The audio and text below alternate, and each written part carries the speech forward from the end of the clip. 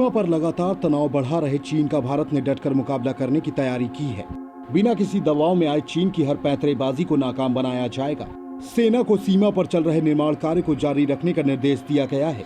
भारत और चीन के वास्तविक नियंत्रण रेखा पर चीनी सैनिकों की बढ़ती गतिविधियों के बीच प्रधानमंत्री नरेंद्र मोदी ने मंगलवार को देश के शीर्ष सैन्य नेतृत्व के साथ पूरे हालात की समीक्षा की।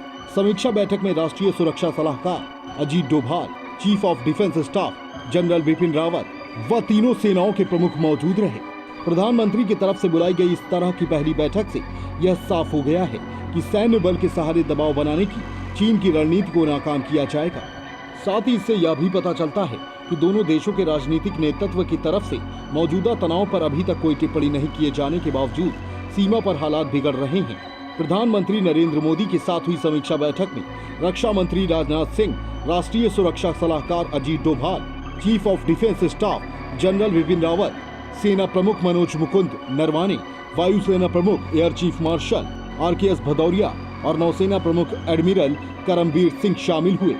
लद्दाख सीमा पर भारत और चीन के सैनिकों के एक दूसरे के वास्तविक नियंत्रण रेखा पर चीनी सैनिकों की बड़ी उपस्थिति के बीच भारत के लद्दाख क्षेत्र की गलवा घाटी पर चीनी दावे ने तनातनी में और इजाफा किया है।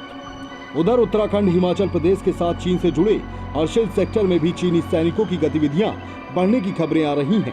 हालांकि आधिकारिक तौर पर अभी इसकी पुष्टि नहीं की गई है। वैसे भारत भी लगातार इस बात का संकेत दे रहा है कि वह पूरे मामले में पीछे हटने को तैयार नहीं है।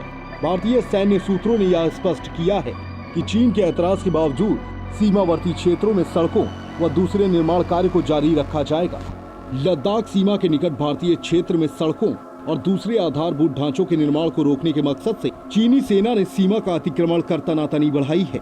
सूत्रों का कहना है कि इसमें तय हुआ कि चीन की सैन्य पैंतरेबाजी का मुकाबला करते हुए लद्दाख व दूसरे क्षेत्रों में चीनी सीमा के निकट भारत सड़कों व आधारभूत ढांचों का निर्माण कार्य जारी रखेगा। सूत्रों के मुताबिक प्रधानमंत्री के साथ हुई इस बैठक में चीन की संभावित चुनौतियों के हालात से निपटने की रणनीति पर भी मंत्रणा हुई। 2017 में डोकलाम में भारत चीन के बीच सैनिकों की सीमा पर हुई भिड़ंत के सबसे तनावपूर्ण दौर के बाद लद्दाख सीमा क्षेत्र में चीनी सैनिकों का भारतीय सीमा क्षेत्र में अतिक्रमण सबसे गंभीर मसला बन गया है। प्रधानमंत्री की बैठक के बाद सेना को निर्माण कार्य नहीं रोकने का निर्देश देकर भारत ने चीन को यह तो स्पष्ट रूप से बता दिया है कि सीमा विवाद को उफान देकर दबाव बनाने की चीनी रणनीति का दाव वह भली भांति समझ रहा है। भारत उचित जवाबी कदम उठाने से नहीं हिचकेगा।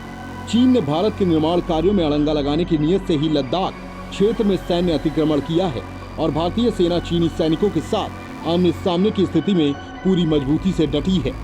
वहीं चीन के राष्ट्रपति शी चिनफिंग ने अपने देश की सेना को युद्ध की तैयारी तेज करने और देश की संप्रभुता की रक्षा करने की बात कही है।